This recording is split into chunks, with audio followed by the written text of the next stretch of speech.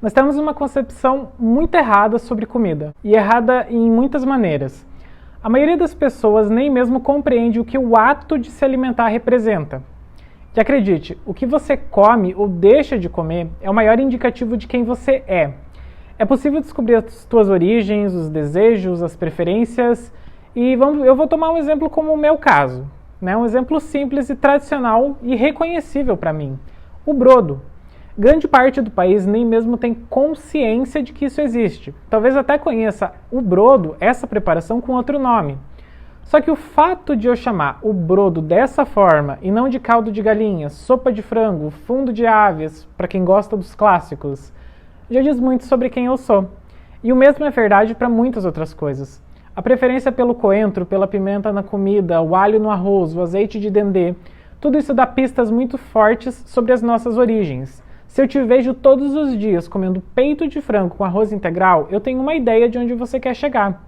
Nós temos o péssimo hábito de não pensar sobre o que a gente está comendo. Nós temos a impressão de que a comida faz parte da paisagem, que ela está ali, que ela nunca vai mudar. É como uma estátua colocada na praça da cidade, por exemplo. No primeiro momento, nós nos questionamos por que ela está lá, por que foi colocada. Mas o tempo passa e ela vai se tornando um plano de fundo da cidade. Essa estátua vai dizer muito sobre um momento específico da região, mas com a falta de atenção, perde o sentido prático, mas mesmo assim continua comunicando alguma coisa, continua contando uma história. Tudo que está na nossa mesa é fruto de escolhas, conscientes ou não. A mandioca, por exemplo, se ela está na nossa mesa hoje, é porque em algum momento da história, um grupo de pessoas escolheu tentar comer.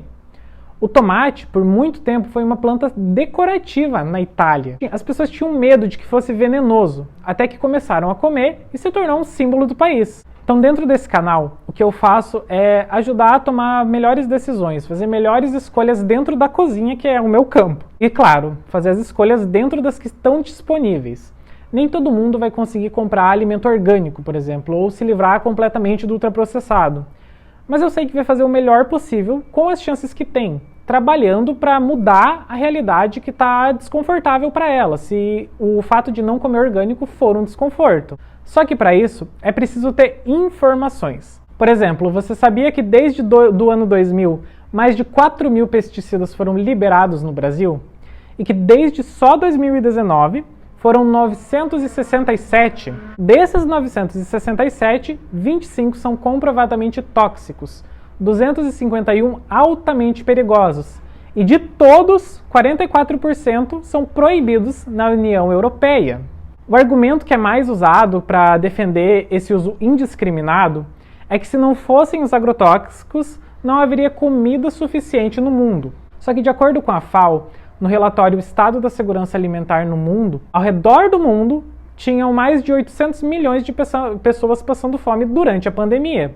E por outro lado, o desperdício de alimentos em 2021 representa quase 20% de toda a produção. A ONU ainda alerta que em 2050 a população mundial deve chegar a 10 bilhões de pessoas. E a produção de alimentos precisa aumentar 70%. Esse desperdício acontece em várias etapas da produção. Na própria fazenda, durante o transporte e até em casa quando a gente compra muita coisa e esquece e joga fora. O fato dado, concreto, a realidade como ela é que mesmo com a produção extensiva de alimentos com veneno, não é capaz de solucionar a fome no mundo. Comida tem, mas não chega para quem precisa. Ai, mas é só lavar a comida que está tudo certo. De acordo com o Ciságua, 1 a cada 4 municípios brasileiros é abastecido com água contaminada por um coquetel de 27 agrotóxicos, sendo que 5 são cancerígenos e 21 proibidos na União Europeia pela alta toxicidade. Claro que isso é um debate muito mais complexo, não pode ser simplificado. Então quero fechar com esse trecho do vídeo com uma frase da Márcia Terra, que é nutricionista e diretora-geral da Sociedade Brasileira de Alimentação e Nutrição. Comer é um ato político.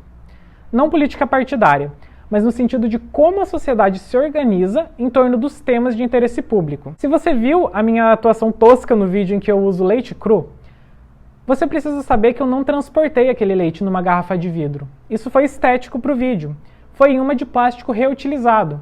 Eu precisei arriscar a minha saúde ainda mais porque eu sou proibido de comprar um produto em um lugar seguro e certificado. Quando o governo entra tanto assim na nossa vida, ele faz com que um ato legítimo de eu decidir o que eu quero comer se torne um crime. E só para deixar claro, eu não estou dizendo que essa regra é certa ou errada. O fato é que ela existe por um decreto publicado em 1970, portanto, é uma decisão política. Especialistas foram consultados, teve diálogo, mas no fim, quem decidiu foi um conjunto de políticos eleitos pelo povo. Se hoje no Brasil existem mais de 4.000 agrotóxicos liberados contaminando não só a comida, mas a água, é fruto de decisões políticas. Mas e de quem a gente vai cobrar isso? Do presidente? Do governador? Quem sabe do prefeito? Talvez até dos deputados. Mas a questão é, você lembra em quem votou na última eleição? É difícil saber. A gente fica tão preocupado com o que está acontecendo em Brasília que esquece que do lado de casa tem uma feira orgânica, que existem cooperativas ao redor que produzem a um preço mais baixo que o mercado e produtos com mais qualidade. O que a gente não pode fazer é fechar os olhos e fingir que a comida é paisagem.